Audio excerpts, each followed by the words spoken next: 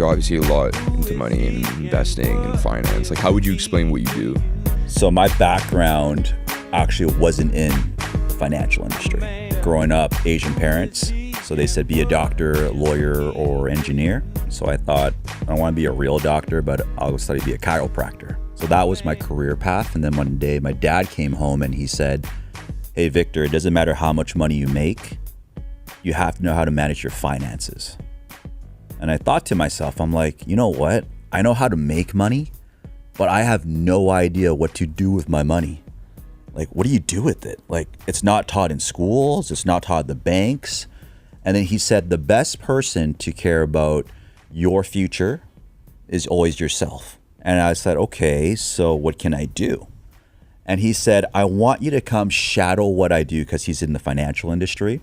And I started, okay, I'm 22, 23 at that time. And I thought, you know what, I'll shadow you, part of his part-time training program. And long story short is I fell in love with just learning and knowledge and understanding passive income and investing and business, because I didn't want to be an employee all my life. So I got my licenses and then I became a financial broker. So we do things like insurance, investments, retirement planning, tax strategies, anything like that. So you're always learning in this space because there's always changes in regulations or what's happening in the markets.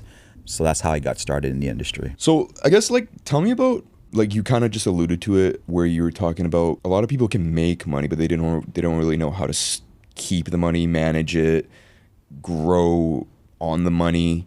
What are your thoughts around that? Like, what do you mean by that? Because I think I saw another clip that you posted where you're talking about, like, you can have a job and you make money, but keeping that money and growing that money and really investing that money, what does that mean to you? When you think about making money and saving money, there's a big difference between making money, saving money versus making money and investing money. And the general concept that I tell everyone is the first thing you got to do is pay yourself first. And I'll give you an example. There's a guy named Charlie Munger who is Warren Buffett's, like sidekick, and he passed away last year. And they have a company called Berkshire Hathaway. Mm-hmm. And Charlie Munger said the first $100,000 that you save is a bitch. The first 100. And he said it doesn't matter what you have to do. If you got to eat cup noodles, if you got to downsize, if you got to drive a crappy car for a while, you got to save $100,000. And he said, if you saved $10,000 per year at a 7% rate of return and put it in the S&P 500, which is the 500 largest US companies, mm-hmm. It will take approximately 8 years to save your first 100. And then from 100 to 200, it's no longer 8 years. It's 5 years approximately to save from 100 to 200, just saving $10,000 a year. Then from 200 to 300, it's not 5 years now, it's 4 years. Then 3 years, then 2.5 years. And then it goes just over 2 years, then 1 year, 9 months, 1 year, 6 months for the next 100. And from 900,000 when you get there to $1 million, that little 100,000, it's only a year and 2 months. Wow. Okay. So if the problem is in Vancouver and just in North America is, I always say, we're trying to keep up with the Jones.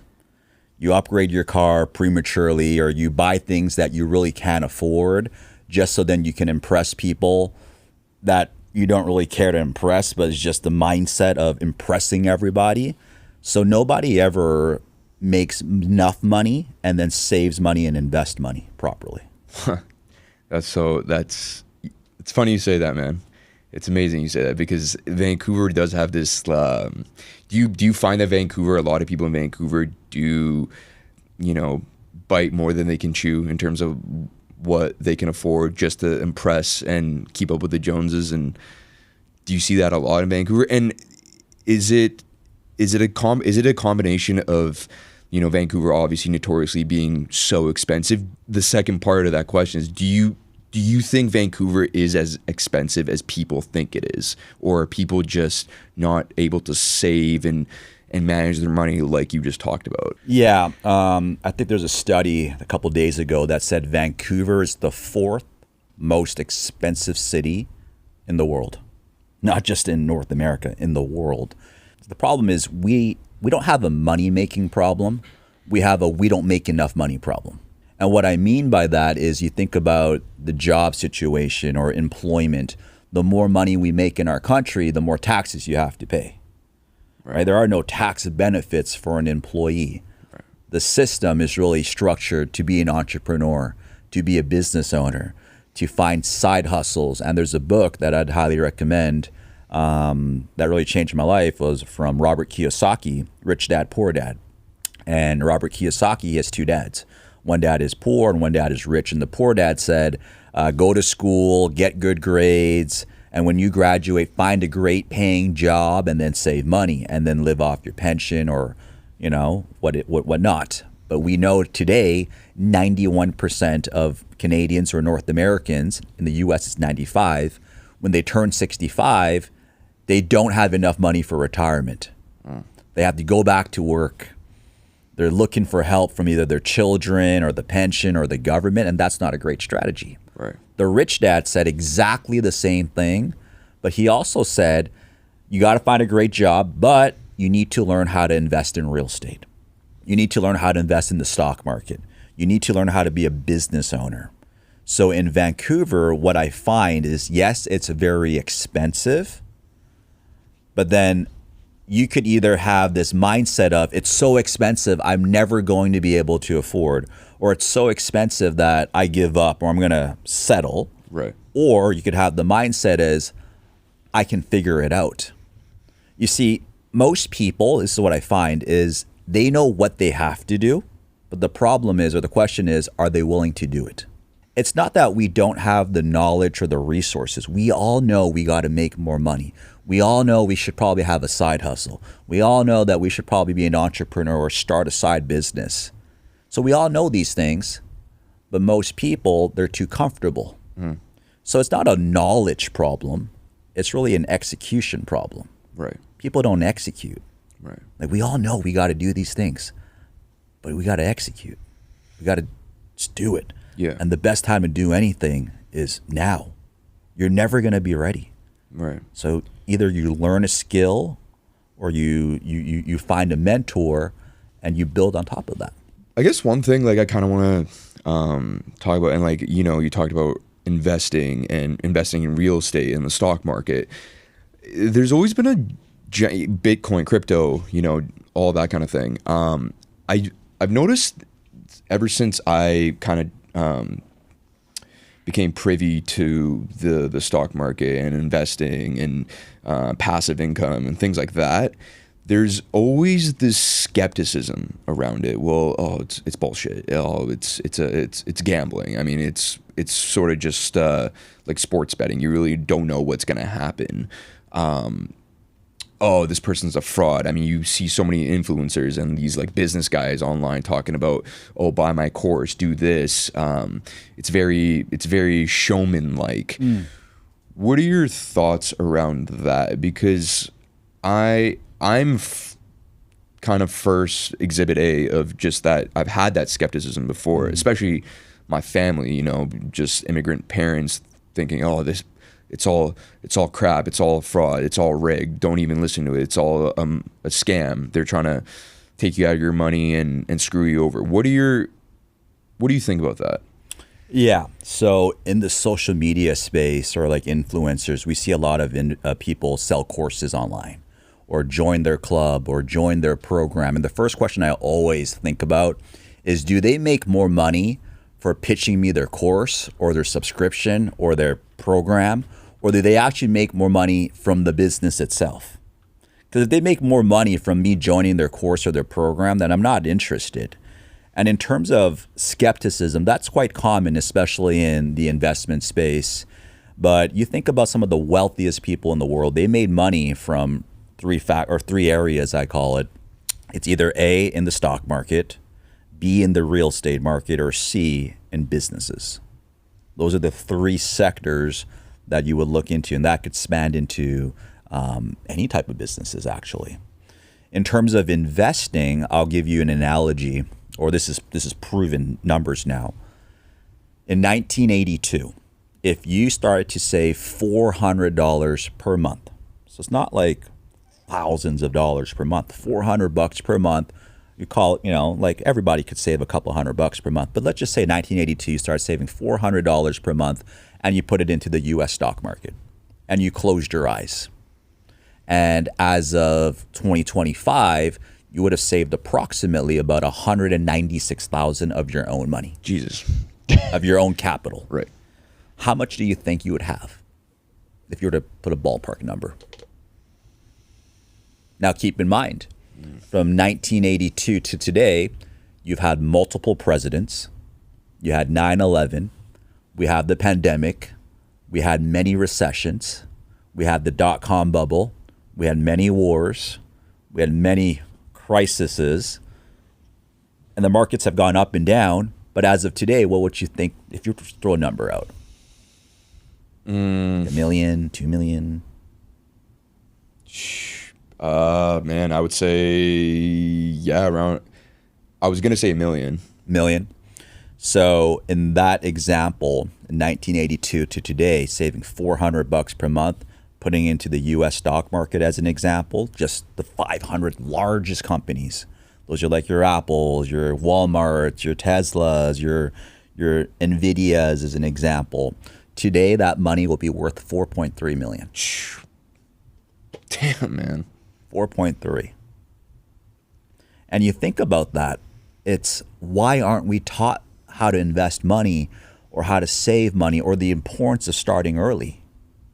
Because all of our friends, like in our age group, when I was graduating university, we're thinking about going to the nightclub. We're thinking about upgrading to our BMW instead of driving our Honda around or a Mercedes. And then we think that is what life looks like. But in honesty, I think that having financial security and being financially bulletproof is what we should really be thinking about.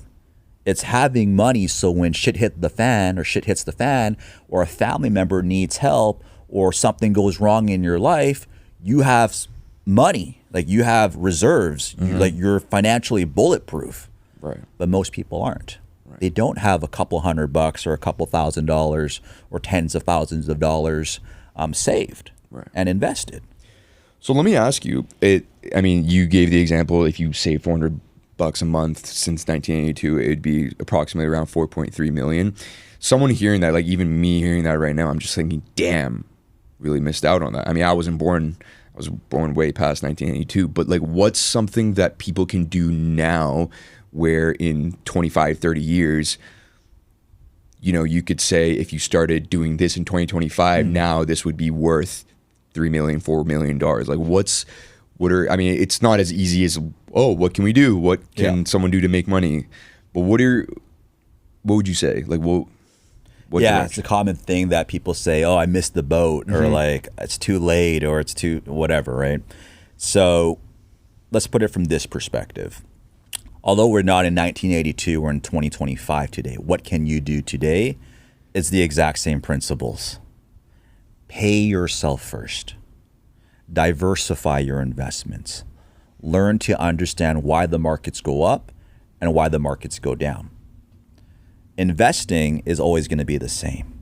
It doesn't matter if it's 1982 or today. I'll give you an example of investing. Think about a circle. About half of our money goes to living expenses, a quarter of it goes to taxes, and a quarter of it goes to debt, mortgages, visas, and whatnot. And if you have money, wouldn't it make sense to put money into things that everybody needs?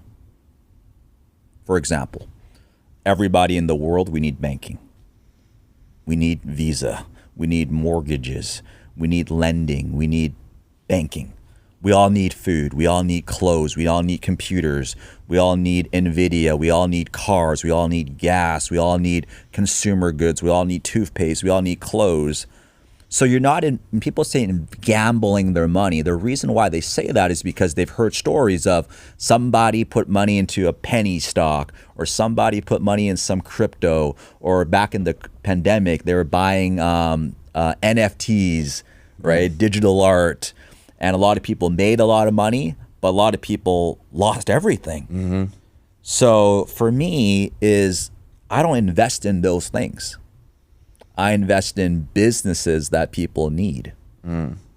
Right? So back in COVID, I think everybody thought the world was going to end. So what did a lot of people buy? They went to go buy toilet paper. Yeah. Remember that? Yeah. Like toilet paper. And nobody is spending money during the pandemic.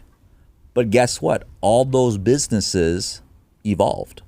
All those businesses changed their business model to be more online shopping, AI. So the industry, the world is always going to be changing. And if you still have that mindset of, I missed the boat, then you're never going to start. And that's what I see with a lot of people is just they know what they need to do. They just can't execute because they just don't know how to, or something's holding them back. Right.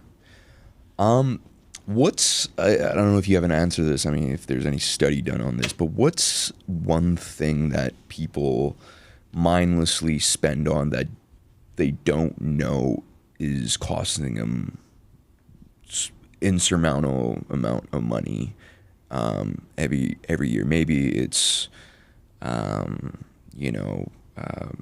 some sort of food or hobby or a traveling expense. Like, what's something that most people kind of just overlook? A lot of people that I work with, clients, I always ask them, do you keep a budget? And they're like, no. I'm like, okay. Well, that'd be probably a good place to start. So I've always said, I don't want you to change your lifestyle, but the first thing you got to do is whatever money you make, I want you to pay yourself first.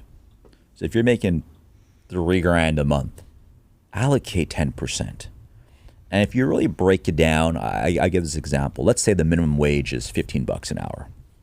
Could you save 1 hour out of your 7 or 8 working hours and you put that away? And let's say you worked 20 hours, or 20 days. Well, that's $300. So putting that away and investing it, that makes a huge difference. But in terms of once you do a budget, you start to find out where your money actually goes. I went to Starbucks this morning. Coffee is $6. Well, if you have a coffee every single day, that's almost $200 just on coffee. Yeah. Then we have a lot of subscriptions on our Apple phone that we pay for that I have no idea what we pay for. Like I just got billed $60 for a stupid boat app that I haven't used in a year. And and you don't remember. Right. And when it comes out, you're like, oh crap, it's too late. And then you cancel it. So I have all these memberships or even our cell phone plans. I have a client that was paying like $250 a month on their cell phone plan. And I'm like, have you ever thought about calling in and asking them about, does this cell phone plan work for my needs, or is there a better option, or compare the rates? Things like that. Or you have your banking fees. If you keep $5,000 in your bank account, we'll waive your $20 a month banking fee. You know those could be waived, right? Right. You just go like, hey, Coast Capital or credit unions offering us $0 to keep our money there. You guys are charging us $20. Now, $20 might not sound like a lot, but if you find little pockets here and there, it adds up. That's why I said earlier that Charlie Munger said the first 100,000 is a bitch. But you got to do it. You got to do it. Because compound interest takes in. And if you don't start today, time is not on your side. We don't get any younger, we get older. The earlier you start, it makes life so much easier. I hear you, man. Like these little things, like even coffee every day, you don't even know how much it's actually impacting you. Yeah. One thing I do want to get into, and I know, you have to keep a brand. You have to preserve a certain persona. You don't want to incriminate yourself in any way, obviously. But I guess with really successful people, millionaires, billionaires, we live in a capitalist society, especially in North America. In order to become extremely wealthy and really successful, do you need to screw over other people? Like, because that is a common narrative and discourse around capitalists and people that are making a lot of money. There is this, well, who did this person screw over? Who did they scam? Who are they screwing over actively? as we speak? Who lost in order for that person to win? It's a good question. I don't think there's ever a lose-lose or a win-win. Everybody's going to always think that somebody is getting screwed to get ahead. Somebody always has the short end of the stick and someone always has the long end of the stick. And when you think about why people think like that, it's actually because of how they're raised. Like when I was growing up, I heard things like wealthy people cheat the system. And then I thought to myself, why would someone say that? They didn't cheat the system, it's they took advantage of the system. So in terms of that, what I find with successful people, it's just the way they think. They're always thinking about how they can add. Now, this is not for every successful person. There are bad apples, I would say. Even in our industry, there are some good people and there's some not so good people. But I would say, can you provide value to the marketplace? Can you provide value to the marketplace? And if you have a business or an idea, as long as you can provide, like for me, I feel like every single day is I'm providing value in some sort of capacity. I want to improve on someone's situation. I want to teach them something that they didn't know before. And is there ever the best investment? No. Is there ever the best stock? No. Is there ever the best real estate? No. It's all relative. So my thought process is if I can help you improve on your situation, better off than where you were before, then we're moving forward. But back to your question about successful people, I think I read this somewhere that they said that most billionaires, there's a percent, I think it's 70 plus, they're narcissists. They think about themselves. And in order for you to be extremely successful, sometimes that is a mindset where you must have. Is you can't think about what other people think about you, because what they think about you is none of your business. But a lot of people, they get bothered by what people think. Right. So I was like me first. When I first started, I cared what you think. Now I really don't care because you don't pay for my bills, right? How I think is how I think, but I can at least sleep at night knowing that, hey, I did something good or I helped a family out.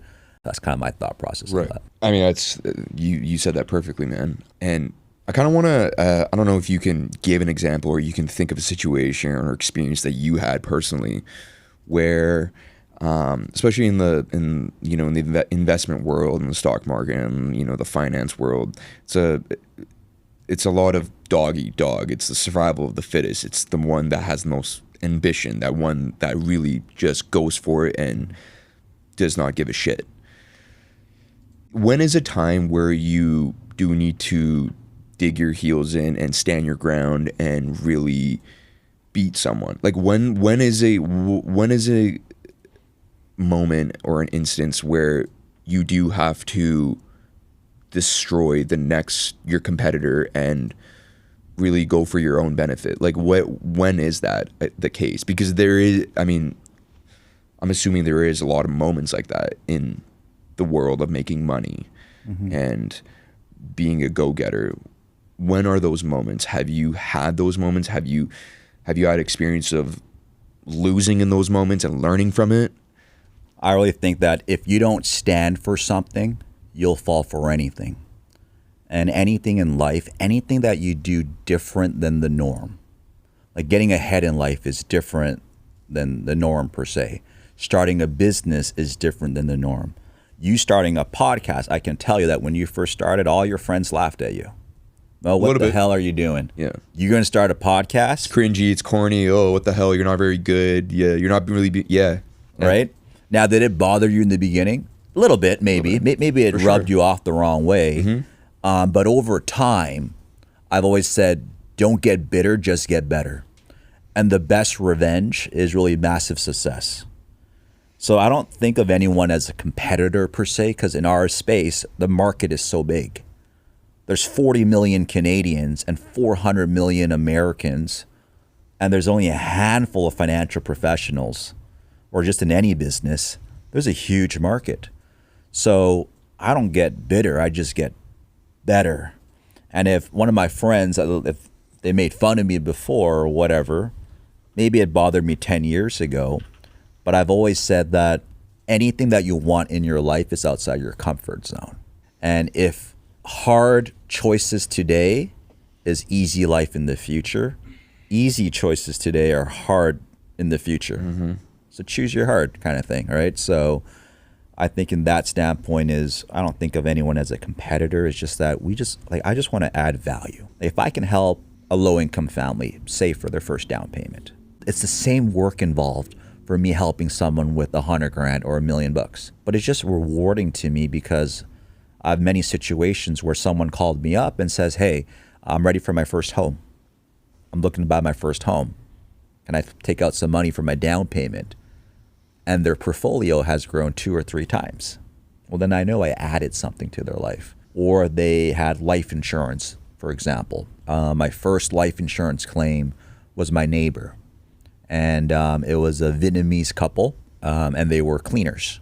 And they had a son, and they bought $10,000 of life insurance through, the mall or whatever. I sat down with their family and I said, if I could show you a way where we could protect your family and save money at the same time, would that be something that interests you? And she said, sure. So we set up a plan for the son. It's $100 per month. Nothing crazy. And 1 year later, he drowned. Now, I can't bring back the son. But when something like that happens, you think about that family and you think about they're not going to be in a position to want to work. They still got bills to pay. Rogers is still going to call them. The banks are still going to want their mortgage payments. But when you drop off a $250,000 check or a $500,000 life insurance claim, it makes a big difference in their life. I don't care what someone thinks or says, because I know in my heart that we're doing good things. Doing good things, right? Yeah. So. And on that, man, I think value is a big theme, big key in what you're talking about, and in terms of starting a business and really pushing a business. Would you say, in theory, that any trade, whatever trade you're an expert in? So for me, for example, I'm in school right now. I'm in my master's program to become a therapist. Mm-hmm. And once I do become a therapist, like a clinical counselor, I obviously want to start my own private practice, my own business, start making clients. People don't realize I'm going to be leveraging this podcast to get clients. But I don't think people ever notice that or even ask me about that. But would you say, in theory, that any business that someone is willing to invest in whatever field that may be, whether that is in therapy or table making, cleaning socks business, whatever, in theory, it has potential to become a money-making machine. It's whether you really believe in the business and really believe in the value that it is bringing others. Like, is that kind of what, because a lot of times, like growing up, especially with the people around me, a lot of the times I saw people going into finance and investing and engineering, and I kind of thought, damn, like that, it feels like that's the only way to really make big fuck you money. Mm-hmm. But I just know deep down that's just not me, and it never will be. But I do want, I am very passionate about therapy and psychology and mental health and providing value in that way. So would you say that, in theory, again, that whatever trade you're in, it really just depends how much you really believe in it and you believe in yourself doing it? Yeah. So I've always believed in the mission before the commission. Okay. And what I mean by that is, if you're always chasing money, you'll never be fulfilled. You don't need to make a lot of money to have a great life. Like, what does that even mean? Like, if today you had a $10 million in your bank account, does that make you happier? Yeah, make things easier, but you might not be fulfilled. Some of the wealthiest people are not happy people. So when you think about your perspective and other people looking into business or upgrading their skills or starting something new, you're always going to have the thought process of, am I enough? Is this worth it? Can I do it? What if I fail? And there's a book called Think and Grow Rich that whatever the mind can believe and conceive, it will achieve. On an average day, you have between 6,000 to 60,000 thoughts. And more than 80% of those thoughts are negative. Yeah. They're not positive. They're negative. We get attracted to negativity. But whatever you think about, it comes about. So it's kind of interesting that a lot of people have these negative thoughts, and if you don't feel good, you're not going to do good, right? Your thoughts lead to your feelings, lead to your actions, lead to your results. So I've always told people that you got to control your mind. Whatever business you're starting, deep down, you feel like it's a valuable proposition. It's a great business. People need that service. But guess what? When you start a business, shit's always going to hit the fan. You're never going to be ready. You're never going to be prepared. There's always going to be setbacks. There's always going to be adversity. But when that stuff happens, are you going to be like, oh, poor me, I give up? Or are you going to figure it out? There's always going to be situations that arises. So I've always told people that you got to control your thoughts. So I'll give you an example. I want you to count backwards from 10 to 1, but silently, like when I say go. So go. And speak your name out. Or say your name out loud. Mo. Okay? You see, what's interesting is you can't think and speak at the same time. Yeah. You can't. So when you have a negative thought, what you could do is you can speak out an affirmation and you would now not have that negative thought. So then you would feel better. So those are things that I think a lot of people in business, they think it's easy. They think it's easy to make 100 grand. No, it's not easy. It's not supposed to be easy. It's supposed to be hard. It's supposed to make you uncomfortable. But everything you want in your life is uncomfortable. You want a great body? Guess what? You got to go to the gym. You got to eat healthy. All right? You want to have a great business? Yeah, you're going to have to take some rejections. When you're going to start your business, you're going to have to figure out, how do I sign a lease? How do I get my lawyer stuff? How do I get incorporated? What if I get sued? Yeah. But you figure it out on the way. You don't figure it out now. As things go on, you're going to figure it out. So I think a lot of people, they don't take that first step. Like, we all know we want to be a business owner. Yeah. We all know that the knowledge is there. We just got to execute. That's really all it is we just got to take a step forward and just do it. Right. No, I hear you, man. Actually, you know what? I came up with some questions. I knew I know I told you I wasn't gonna have just a set of questions, but these are awesome. Okay. And you didn't prep me either. No, I know, and kidding. that's where I'm kind of like, I hope it lands. So okay, well, I mean, you already answered it. Oh God. Who actually, does anyone actually lose when you win? Does anyone actually lose when you win? Give me an example. Like from a client. I'll tell you what the explanation says. Okay. In every major financial move, someone gains and someone loses. Do you think personal financial success can ever be truly victimless? You kind of answered that earlier because it's such a big market and you're really not looking at other competitors. You're really... Someone have to lose for you to win. Yeah. I think of how that can relate just to the masses and even to myself. Could it just be as simple as a real estate agent loses out on a client to another real estate agent? I mean, that's the most simple example that I just came up with in my head. But it can go down a deep rabbit hole. I'll give you an example just in that example, real estate. Real estate's competitive. Realtors are competitive. Someone needs to lose for you to win because you're going to attract a client. But then you can spin it off as the clients are losing because they got to pay a lot of commissions for a real estate deal. So did the client lose? But then the value of the realtor. So you can look at it from two standpoints. Is you can look at someone's got to lose for you to win, or you can think of it as a win-win. Right. I've always believed in what's the win-win situation for you and me?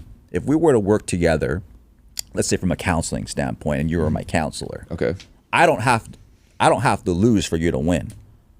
I'm paying for your service, your consulting, so then I can upgrade my level or upgrade my identity or upgrade my mindset, Right. which makes me better in the future. So do I have to compensate you? Yeah, I got to pay you, but I didn't lose. Mm-hmm.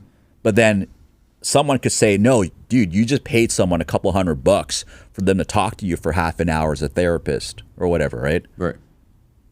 So it's really how people think. Right. It's all a perspective. Perspective, right. And I've always looked at, hey, we all got to be better, right? We all got to evolve. We all got to upgrade. We all got to level our self-discipline, our confidence, Right. and whatever it takes to do.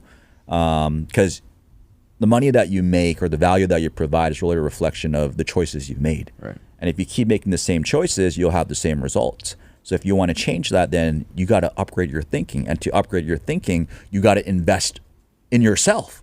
And that could be from a consulting standpoint. That could be in a course standpoint. That could be reading good books or a podcast or whatever it is. Mm-hmm. So I don't think someone has to lose for you to win, but it's also how you think about it. I've always thought win-win. Right. Okay. Right. Yeah. Like for that specific example of like me being your therapist and you're the client, I think a way that like you could potentially lose is if I kind of string you along and tell you that you need to come back in. You need to see me for another 3 or 4 sessions, where I'm kind of just prolonging our sessions just to get more money out of you. But really, like, if I wanted to do a win-win situation, I would give you the best service I can, the best therapy that I could, where you are so satisfied and so much better that you put in a good word for me, or like word gets around that I'm a great therapist and I truly do care. So it's just like it's a bit of an ethical thing in there. In terms of that, then you're always going to have some good therapists or good business people or good realtors or just good people. Right. Then you're going to have people that are on a different spectrum that lie, cheat, scam, upsell. You're always going to have that. But as you go through life, you're going to learn how to read character. You're going to learn how to read people. You're going to have more knowledge as you go through life that you're able to pinpoint. Does this sound right? Or is there something off? That gut feeling, right? That is someone's really genuine or someone's just, they're not. You're going to have to go through that. You can't dodge those experiences. You have to go through those experiences. Sometimes you get fucked over, so then you can learn from it and then not get fucked over again. Yeah. Do you think the ones that are manipulative and deep down unethical, do you think that eventually does come to light at some point, whether it's in the finance world, the investment world, therapy world, whatever business? Do you think at the end of the day, however many years it takes, the truth and the reality of that person and what their core is will come out to light? Yeah, I think eventually it does, but you're never going to have everyone like you. You're never going to have everyone hate you. You're always going to have haters. You're always going to have people that don't want to see you succeed. You think about any celebrity, any politician, any athlete. You're going to hear some good things about them and you're going to hear some shitty things about them. But here's the thing is, it's really your perspective of that individual. Why did they do that? Or was that a moment kind of thing? So I don't judge someone based on one situation. It's really their track record. A lot of people don't like, what can I use? Donald Trump. Donald Trump, yeah, I was going to. A lot of people don't like Trump. A lot of people love Trump. A lot of people love what he stands for. A lot of people just hate him as a president. Is that ever going to change? No. Even when he's long gone, some people are going to say he was the best president ever, and some people are going to think that he is the dumbest guy ever. It's not going to change. So, and I saw a clip, I don't know where I saw it, but you mentioned Donald Trump isn't stopping you from not making money. Like, Donald Trump isn't the reason why you're not really doing anything. yeah. And that's just another excuse that people just kind of use. People are just full of excuses, and either you have results or you could have excuses. You can't have both. People blame the economy. People blame other people. People blame everything, but they never blame themselves. Everything you have in your life as of today, it's because of choices and decisions you made in the past. Nothing more, nothing less. If you want to have a different life, you got to have different choices and different decisions. So the moment you take ownership or responsibility of where you are at, then you start figuring out, what do I actually want in my life? And to design the perfect life, whatever that means to you. Sometimes it's not money. Sometimes it's providing value. Sometimes it's providing a service. Sometimes you just want to help people. You got to have it first in your mind of what that looks like. Then you got to have a business plan or on paper, the idea, and then you execute. And a lot of people, they have so many great ideas, they just don't do anything with it. It's such a hurdle, man. It's hard, man. Control your mind, control your life. Yeah, really. I struggle with that even today. Like sometimes I go like, man, is it worth it? Do I want to work at like the grind? But then I go like, you know what? I'm doing this because of I want to be financially secure. Growing up, I knew what it felt like when your family is financially secure, but I also know how it felt like when my family had no money.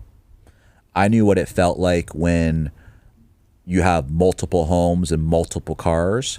I also know what it felt like to take a bus. But not just you take a bus. You see your parents take a bus. So when you think about that from that standpoint is, growing up, I've been on both sides. So now I just want to be in a position where I'm financially secure because I can't help other people if I can't help myself. So that's what financial means to me.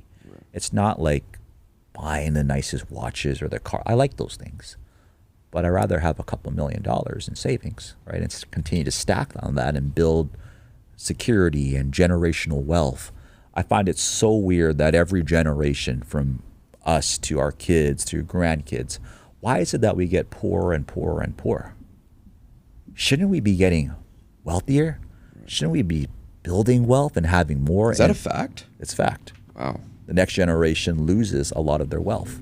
It's because of financial principles or financial upbringing is they're worse than the previous generation.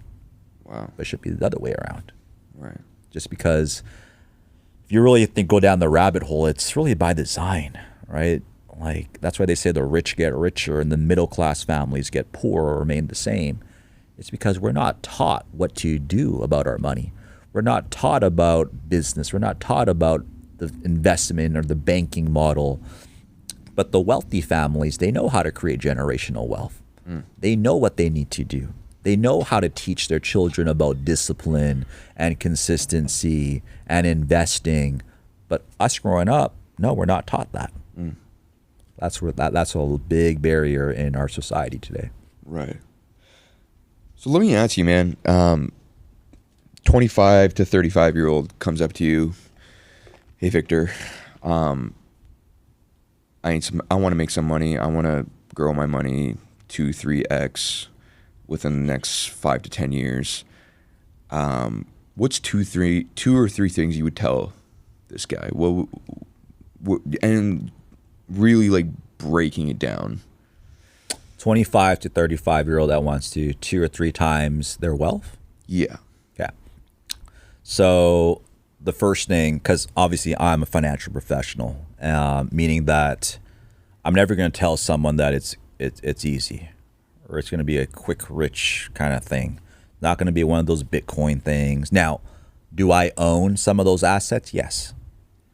But that's not where the bulk of my portfolio is. I've always believed in there are financial principles that you must understand. Number one is pay yourself first before you pay anybody. Number two is you own assets or you own equities that everybody needs, that it's very secure. And number three is you got to let money compound. It takes time for money to grow. So you have your play money, which is like your crypto or your penny stocks or NFTs or whatever people buy in. But then a bulk of your money needs to be something that just takes time to grow. Right. Be patient. Right? If you're 25, the earlier you start, the better it is. So if you're 25 going like, I'll start saving money when I'm 30, those 5 years could be worth hundreds of thousands of dollars to you. There's this analogy I always talk about, that there's a 21-year-old and they save $4,000 per year, and they only save it for 12 years. So that's 48, let's call it 48 grand or 50 grand, round it off. Then you have someone that starts at 30 and they save all the way to 65, the same 4 grand. And they saved, let's call it 130 grand. So if someone saves 50 grand or 48 grand and someone saves 130, you would assume the person that saved 130 has more money by 65. It's not true. It's the person that only saved 48 grand because of compound interest. So for someone starting young, it doesn't matter how much money you save or invest, you have to start. Just save something, for God's sake. Save something, but save it in things that grow, with or without you. And once you start learning why the markets go up and why the markets go down, it's really just the noise, the media, what's happening around the world. It's logical. When the pandemic started in 2020, nobody's flying, nobody's shopping, no one's driving, no one's spending money, no one's going out. We're not doing anything. Well, of course the stock market's going to crash, right? Because everyone's fearful, right? Buffett says, be greedy when people are fearful and fearful when people are greedy. That's the best time to make money. But most people, what did they do? They didn't do anything. They sold their investments because they didn't want to learn about the markets. And it's honestly, it's not rocket science. There's so much resource out there. There's books, there's podcasts, there's YouTube, there's ChatGTP. You could learn everything. So it's not that you lack the resources. It's that people lack the resourcefulness to go out there and learn because it's uncomfortable and it's hard to sit down and learn these things. But once you learn it, your life will change. And it's that simple of a business plan or investing plan that you just need to learn yourself or find somebody that can help you and teach you. It's that skepticism that people have around this whole thing, where it's just like, oh, okay, well, it's just some business guy talking about investing and all that. It's this cliche that surrounds this whole world of. Let's say that was your mindset, and Victor, I've lost money. I don't believe that, by the way. I'm just saying, but like most people like think that. Yeah, some of the viewers, they might say, you know what, I got burned before, I got scammed before, I lost money. Yeah, all these business guys are douchebags. Like, they just want to make money or whatever, right? So what I would say is, if that is your core belief, and that's fine, I get it, right? Because people have lost money, people have got scammed. People have invested in things and that company disappeared or that person disappeared or it was a Ponzi scheme or whatever, right? What I would do if I were you is the same analogy is the best person with your best interest is yourself. I want you to find somebody or a community or a group that is a lot more successful than you are in that space. And you will find that successful people or people that have made it or are doing very well, they are willing to share where they started. And here's the hardest thing. The hardest thing about just learning and growing is this phrase called, I already know that, or I know that. No, you don't know that. So don't be afraid to ask questions. Ask all the questions or hypotheticals, dumb questions, smart questions, stupid questions, until you have absolute clarity. Growing up in business and in life, I knew this for a fact. I know what I know. I know what I don't know. I know who knows what I don't know. And that's all I have to know. That's what I live by. I know what I know what I don't know, but I know who knows the answers to what I don't know, and that's all I have to know. And all I need to do is get myself into a smaller room like this where I can ask questions. So down the road, when I have maybe a blockage in my mind, I know I'll call you. I'll be like, hey, bro, I'm struggling with this thought process, or I have this addiction, or I have this challenge. Help me work through it, because you might have a different perspective than me that makes me think differently, that makes me better, or it helps me get out of a slump. Right. And that's why all you think about, does LeBron James or Kobe Bryant, do they actually need a coach? they're better than the coach. What does the coach do? It's all about the mindset. Unlocks something that they didn't previously know or weren't thinking about. Yeah. And that just... They see your blind spots before you see it. They have a different perspective. They elevate you. That's why what you're going to be doing in the future is people need what you do, especially today nowadays. Especially mental health now. issues, depression, anxiety, addiction,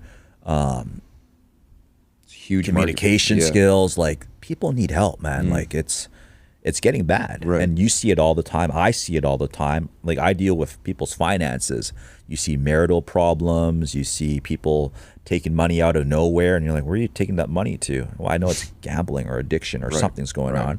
And then I go from a financial professional to like a counselor almost, right? So I see it. And that's where people, they need to get help. Yeah, they need to. The tip of the but iceberg. ask questions. Yeah, right? the tip of the iceberg is like seeing them take out the money and stuff, but like deep down under the water, you don't really, just the trauma and the shit that are really going through. Yeah, I hear Big you. ego. Big ego. And I've said that we all have egos, but ego is not your amigo. You got to let your ego. Like you just have to ask questions. Don't be afraid to look stupid. Like I've always believed this, that I want to get into the room where I'm the poorest in that room, or I have the weakest mindset in that room. I want to surround myself with people that are far more successful than me, because the way they think, the way they operate, the way they do business is a lot different than how I do business, because they're a lot far ahead of me. People pay millions of dollars to sit down with Warren Buffett to have lunch, or Elon Musk, or Bezos, or whatever, right? Well, if you had that opportunity where you could get into that room and listen, you don't have to ask, you could just listen. Yep. Your mindset's going to change. Right. Right? I want to ask I mean, I don't know if I want you to give advice or make a statement or your comments and your thoughts around it, but there's just, with social media and all these guys, all these influencers and business gurus and realtors and people that are in real estate investing and all that, flaunting their money and how much money they've made and continue to make, and the pressure. And this is I'm kind of putting on my therapist hat on right now. I've noticed amongst men especially, there's this growing sense of pressure and urgency, and to a detriment, it really messes with guys. Like it really messes with guys to make money now. Like I'm falling behind. I haven't made as much money as this 23-year-old that's making $10K a month, or I haven't made the right amount of investments, or there's something holding me back from learning about real estate, and it's just the cocktail of pressures and anxiety and stress around this whole thing. And I guess I don't really know what I'm asking you. I'm just kind of bringing that up because it is a real thing, and social media is a big culprit of that. Yeah. What do you think about that? Yeah, it's a big problem. I think the last 5-10 years, social media has blown up, and we believe everything we see on social media.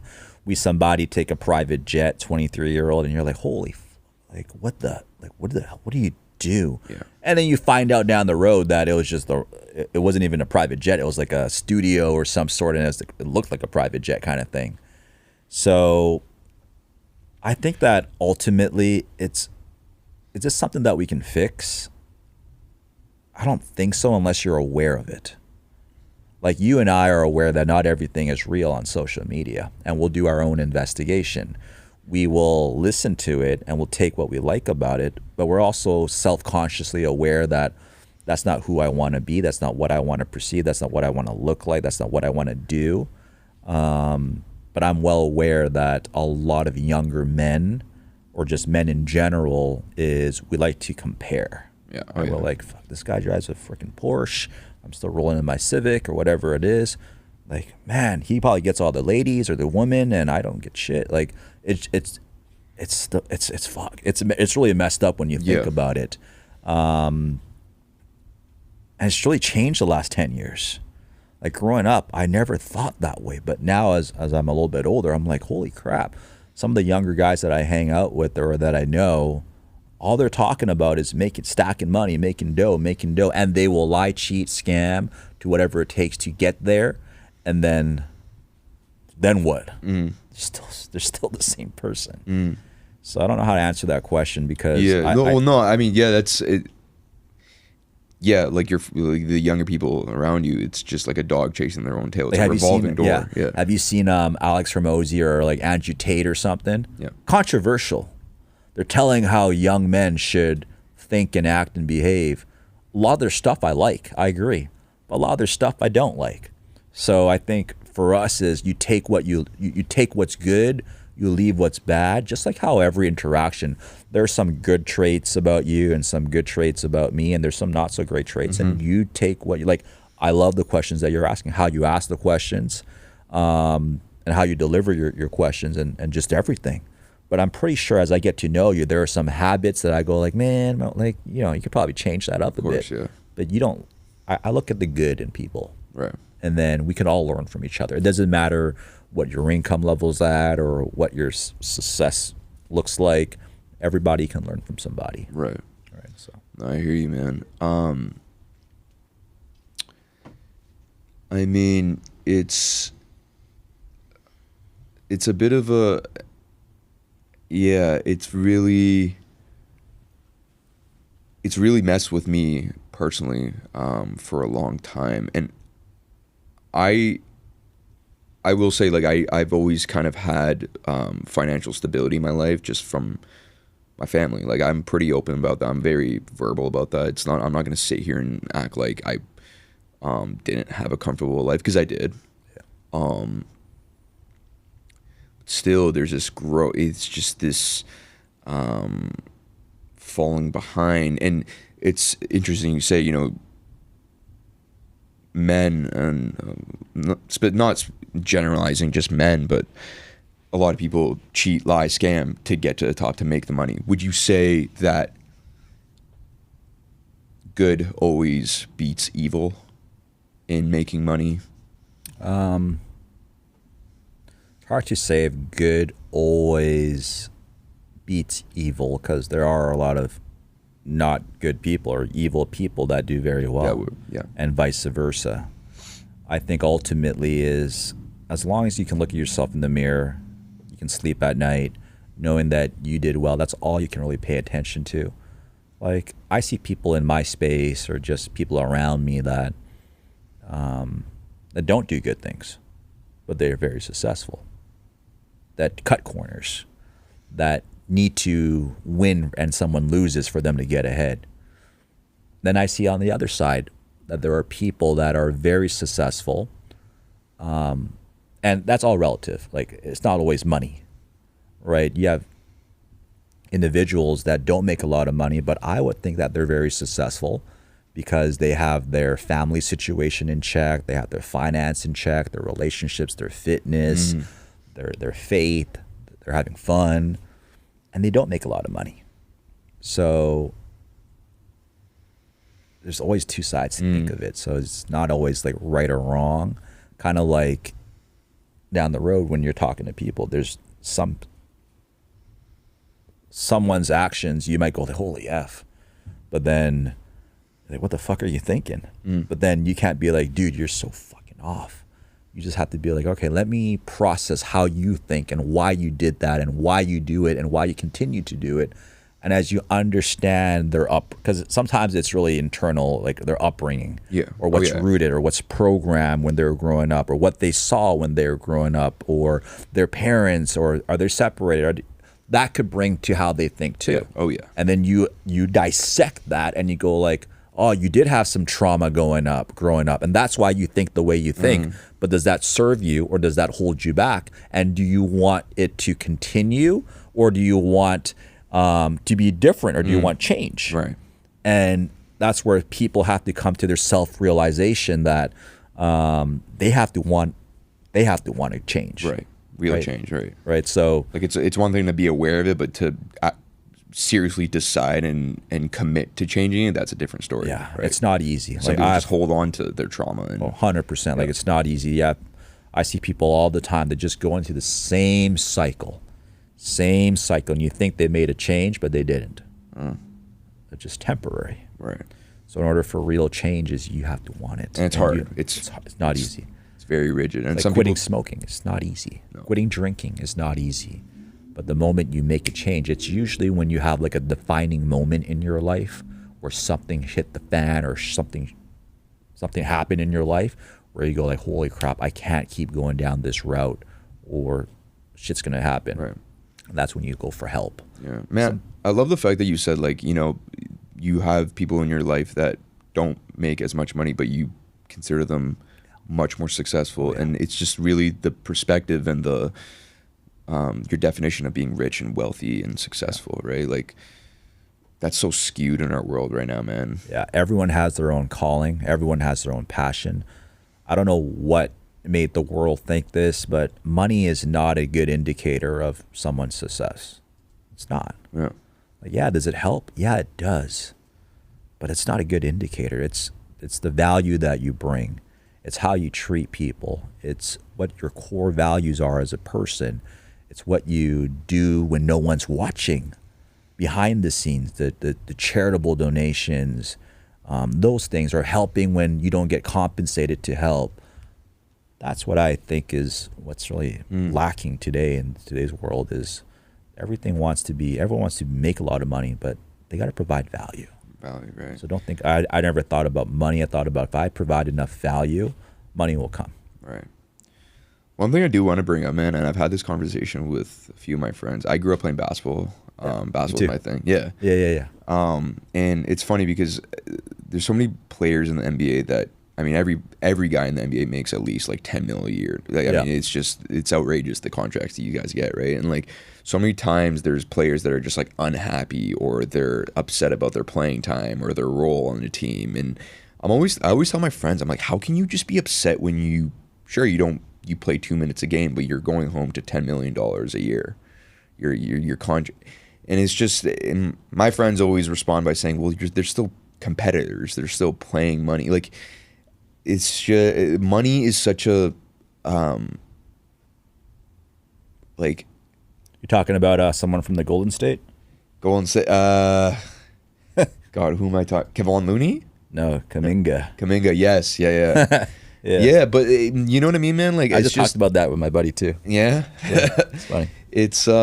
It's interesting to me. Like, I just don't, and that may be partially an issue of mine where I think that money just like solves everything and money just makes you completely happy and you have no reason to be upset if you're making $10 million a year and you're going home to your mansion even after you got 2 minutes of playing time, right? Yeah. It's just, and that's a part of me that I need to figure out and think about, well, why do I think that just because you're making this much money that this NBA player shouldn't be upset or disappointed about their role, right? And you know, it's and that's a fault of mine, I guess. Yeah, I think, like, let's say, for example, of that situation, like, let's say we're in a room today with an NBA player and he feels like, man, I'm getting paid 10, 15 mil. I don't got playing time. Well, in his mind, he feels like he should get more playing time, number one, or two is make more money. That's all he's thinking, right? He wants to be better, which we completely understand. But how would we help this guy is how I would position it is, dude, your time will come. And when the time comes, you got to capitalize on that, right? Like, there are moments in your life where you got to pull the trigger. There are moments in your life where you're given the opportunity and you have to perform. You got to perform. So, like, Kuminga, he's a great basketball player. He has great potential, but he feels that he is not getting the opportunity with the Golden State. But when you think about it, he's got ample amount of playing time when Steph got hurt or when Clay got hurt back then. He was starting some games, yeah. Correct. The reason why he's not playing much is because there are mental lapses in his game. He has some fundamental flaws in his game, or he forgets his assignment. So he could either point fingers at the coach or Golden State, or he could be like, I got to get better. Let me watch more film. Let me get a coach. Let me have some off-season training. So when the opportunity comes this year in 2025, 2026, when he gets more playing time, he delivers. And guess what? NBA scouts, NBA GMs, players around the league, they're not dumb people. Jordan's not dumb. No. LeBron's, like these guys are smart basketball players, basketball coaches, and executives. They know what's going on behind the scenes. So if he's the only guy talking about those things, it's actually he hasn't taken responsibility of his life. And yeah, I know you want to be competitive, but your time will come. But when the time comes, you got to own it and just embrace it and just do your best. Right. And stop thinking about all the stuff that you can't control. Right. Like we think about stuff we can't control all the time, but think about what you can control. Right? Yeah, no. He has, well, specifically Kuminga, I mean, he has all the intangibles, athletic, big guy that can defend, and yeah. It's crazy. I mean, the contracts these guys get now, man, it's just insane. It's absurd how much money they make. That's why it doesn't matter what level of a celebrity athlete and are we're very small compared to some of those guys. It's just, what do you want in your life? Yeah. Right? What do you like? What makes you happy? Right. Like if your goal is to make more money than the next person, you're never gonna win. You're not even gonna sniff. There's no chance. If that's your mindset, there's always someone that's going to be more successful than you. There's always going to be someone with more money than you. There's always going to be someone that's better looking than you. There's always going to be someone that can communicate better than you. When you try to play that game, man, that is not a game you'll win. No. Just be the best version of yourself. Work on yourself, and then things will fall into place. Yeah. Right? So it's just, yeah. Yeah. One last thing before we end, man, because I personally have a lot of stake in this. The S&P 500. What are your thoughts? Good or bad? Good. Yeah, let's go. Always good. I bought on the dip when the tariffs came in, so. I'll tell you why. If you're thinking 6 months, 1 year, that's the wrong game to think. That could be good or bad. But you being young, you have a great time horizon, good risk tolerance, and you're not gambling your money. This is not a short-term thing. You got 30, 40 years to grow that money, right? Just embrace the ups and downs. When markets tank, which it will, right? When Trump pulls some, left field move, markets are going to react. That's when you wish you had more money to go buy the dips. And the principles have been proven, right? When people worry about the markets, I just always ask them, what is the likelihood of TD Bank, Walmart, Costco, Tesla, Nvidia, Microsoft, you name the biggest companies in the world, that they all go to zero? And even if they did go to zero, none of us would be here. It'd be irrelevant anyways. So just have that mindset that these companies would grow over time. The S&P 500 is always changing and rotating different companies in and out of the S&P 500. Those are things that just play the long game. So when people don't invest in S&P 500, do you think to yourself, what are you doing? Why aren't you investing in S&P 500? Is it that reliable where if someone isn't investing in S&P 500, you're thinking, what are you doing? Why are you not?